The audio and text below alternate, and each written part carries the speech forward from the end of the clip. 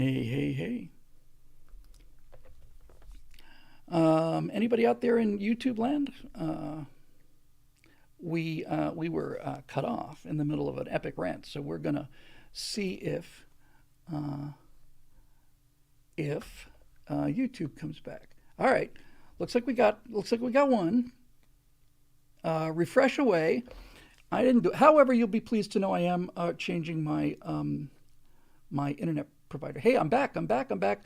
I'm going to wait just a couple minutes, not even minutes, just going to wait about half a minute for people to come back here. Um, okay, sounds good here. We just lost 100 viewers, and that's not making me happy. But since most people watch this on YouTube recorded anyway, I will just put this whole thing together. It's funny how it went out on YouTube but not on Twitch. Well, it went out a little spaz on Twitch too. So we are waiting. Hey, Lisa, how are you? Good to see that name there. Very good to see that name. How have you been? Um, okay. We were just wrapping up our little talk about the way that you can beat the left if you know how to watch out for their rhetorical traps. So I said there were four examples, and I'm going to edit this together in a very sly way so that nobody knows. You see, there'll be a little, and that'll be the cut. Okay, so YouTube is what it is.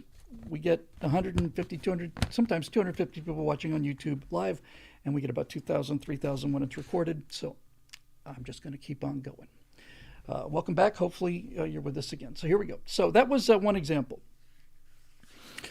So and scene. Okay. So that was one example of how you lose before you start, unless you're ready to change the name of the game. We're not going to argue about democracy. We're going to argue about a republic. Here's a second example. Yeah. Second example is when we start getting into an argument about whether or not we're pro-life or pro-choice. Um, if you argue with the left on that point, using that language, we lose before we start. Because if they're pro-choice, then that means we're anti-choice. We can call ourselves pro-life if we want to. That would make them anti-life, but they don't seem to be particularly worried about that.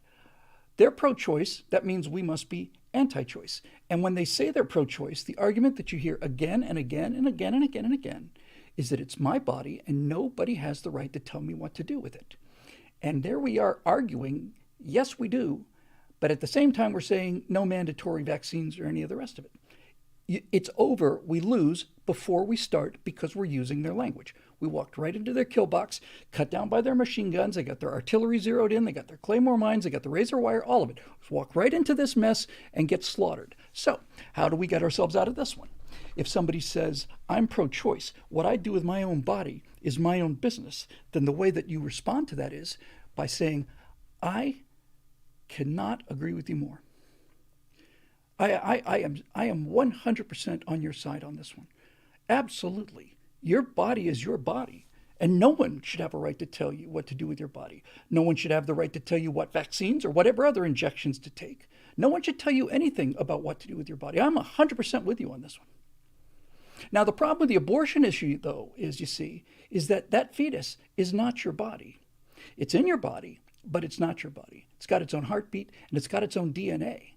It is as independent of you as you are of your mother. You are not your mother's body. You came out of your mother's body, but you're not your mother. You are the result of two different parents in this magical moment. And to say that this is your body, look, if it was your body, nobody would have a problem with it, right? You want to chop off parts of your body? We don't find that particularly attractive. It's none of our business. You want to lop off arms, eyelashes, fingernails, legs? I don't care. It's your body. Do what you want with it. But this isn't your body, and that's the entire point, right? That's the entire reason why we're having this argument, because this isn't part of your body. This is an independent, individual person, and that person has a right to live. That's our position anyway. We're 100% agree with you. Yes, we're completely pro-choice. No one should tell you what to do with your body. If this was your body, we wouldn't be having this discussion, but it's not, so we are. And there's another argument that they are now about finished with because we didn't walk into the trap.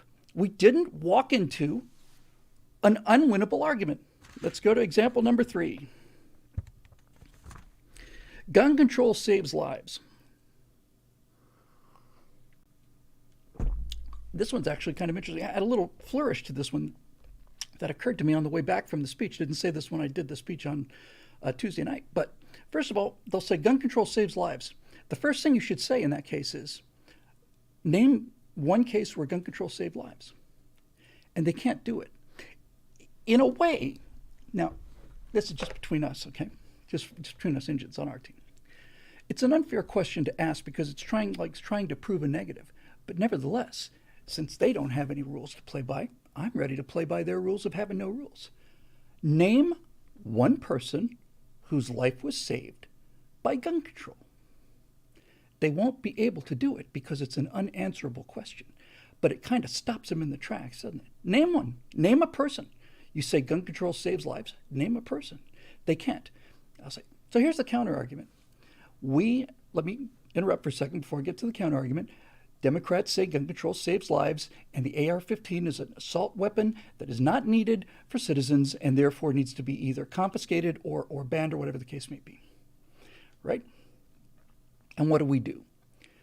What do we do when they say gun control saves lives? What do we do when they talk about wanting to restrict the rifles? Well, we talk about the Second Amendment and we talk about a piece of paper. It's not a piece of paper to me, but it is a piece of paper to them that was written 250 years ago. It's writing with a feather on animal skin. That's what they think it is, right? And then we start talking about things like, well, this is an assault rifle. Well, what is it? Well, it's got a pistol grip. Well, a pistol grip means it's a snow. No, it doesn't. Well, we can what happens if we put a front grip up on the front? Well, what about a silencer? Silencer? No. What about flash suppression? Well, how many magazines? Well, it's an extended capacity magazine. 30 rounds isn't it? This is what we do, and this is why we lose. You cannot show me one person whose life was saved by gun control, but I can show you millions of people whose lives were saved by guns. Here's the question, and let's talk about anything else because this is all that matters. It doesn't matter. It doesn't matter whether you're talking about president. It doesn't matter for years ago with okay, it's the same. Does a 12-year-old woman who's of 3, second job to feed her family, to defend who are rape her, steal,